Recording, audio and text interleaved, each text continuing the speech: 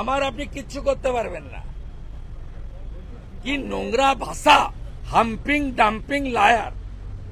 Humping মানে জানেন? ফোর্সফুল্লি sex.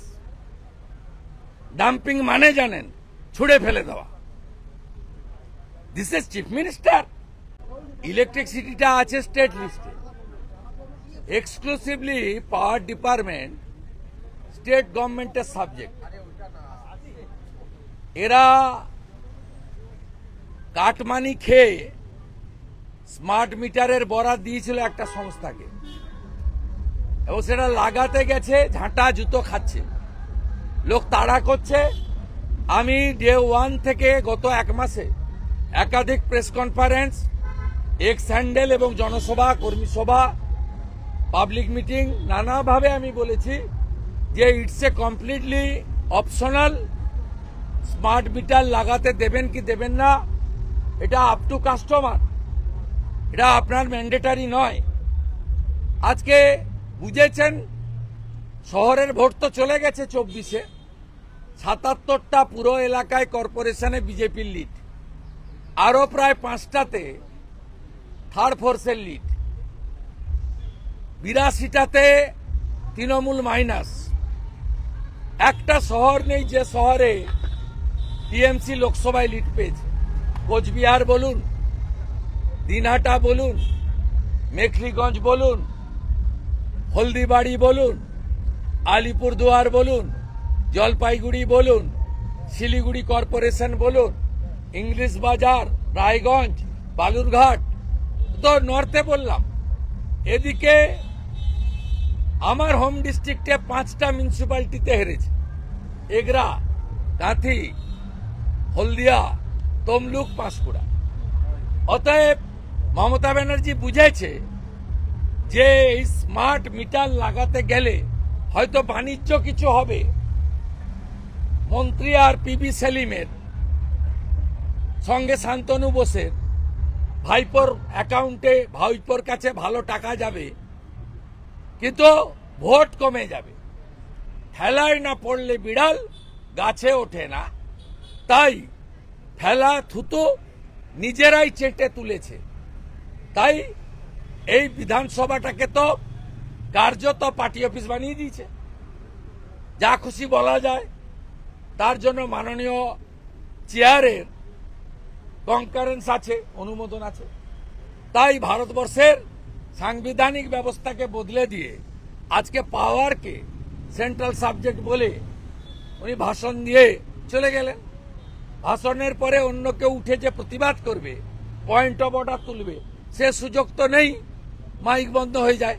কালকে দেখলেন না চোর মমতা এবং স্পিকার দুজনে কিভাবে ওবিসির নোটিফিকেশন ফেলে দিয়ে ছুটে পালালো বিরোধী দলনেতাকে দেখে। আমার প্রশ্নের উত্তর না দিয়ে, আমাকে বলতে সুযোগ না দিয়ে হাইকোর্টে দেখা হবে। মুসলমানদের ওবিসি বানিয়েছেন, হাইকোর্টে দেখা হবে। আমরা প্রস্তুত।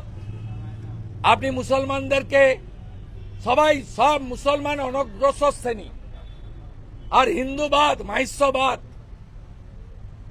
সদগববাদ, তিলি তেলিবাদ, কামার কুমোরবাদ, ঘোষ গোপবাদ, কুর্মি বি, আপনার তালিকা আমরা দেখে নিয়েছি। 140-এর 105টা মুসলিমকে করে দিয়েছেন, ছেড়ে দেব নাকি আমরা? আপনি সব মুসলমানকে অনগ্রসর বানিয়ে নিয়েছেন।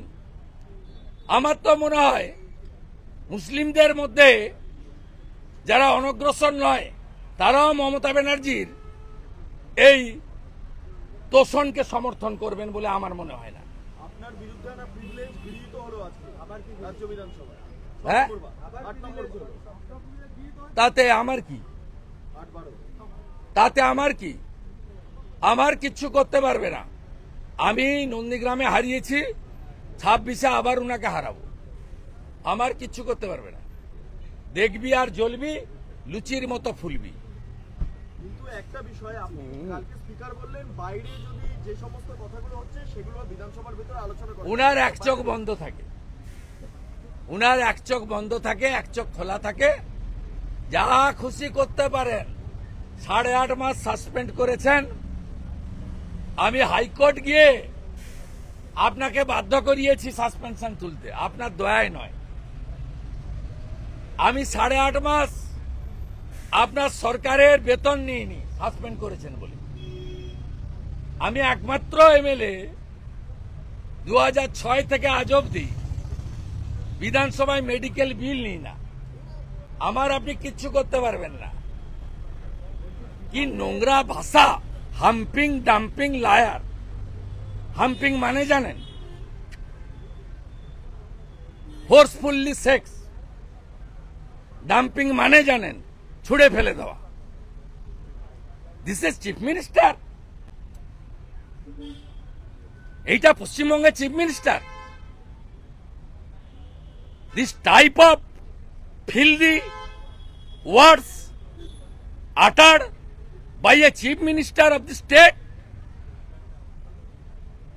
This state belongs to Vishwakavi Rabindranath Tagore, Ishwar Chandra Vidyasagar, Swami Vivekananda. বিধানসভার অভ্যন্তরে তো অশালীন শব্দ প্রয়োগ করা যায় না, তারপরে মুখ্যমন্ত্রী মমতা বন্দ্যোপাধ্যায় এই ধরনের সব পারেন। ওই স্পিকারের মাজা আছে নাকি, মেরুদণ্ড আছে নাকি ওর সামনে কথা বলে? ওই বারুইপুরে মুসলমানদের ভোটে যেতে ও বলবো তো হিন্দু পাড়ায় দাঁড়ান, 26-এ হিন্দু রেডি। আপনাদেরকে ভোটে কাপড় কাচার মতো কাচবে, হিন্দু রেডি বলে গেলাম।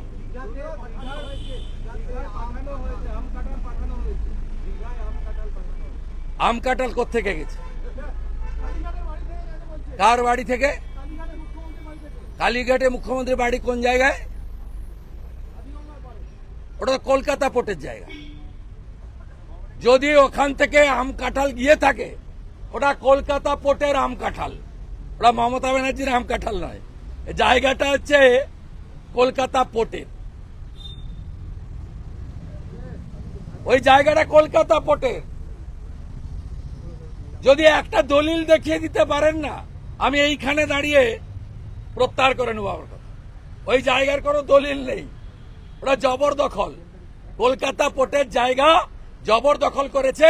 আম গাছটাও কলকাতা পোর্টের, কাঁঠাল গাছটাও কলকাতা পোর্টের। আর যদি আম আর কাঁঠাল সত্যি গিয়ে থাকে, শান্তনু সিনহা জোগাড় করে দিয়েছে কিনা জানি না, এই তো সবই পারে, তাহলে কিন্তু ওই আম কাঁঠালটা কলকাতা পোর্টের গাছ থেকেই গেছে। বলছি আজকে উদয়ন গুহ আপনাকে আক্রমণ করে বলেছেন যে ওনার মানসিক ভারসাম্য হারিয়েছে।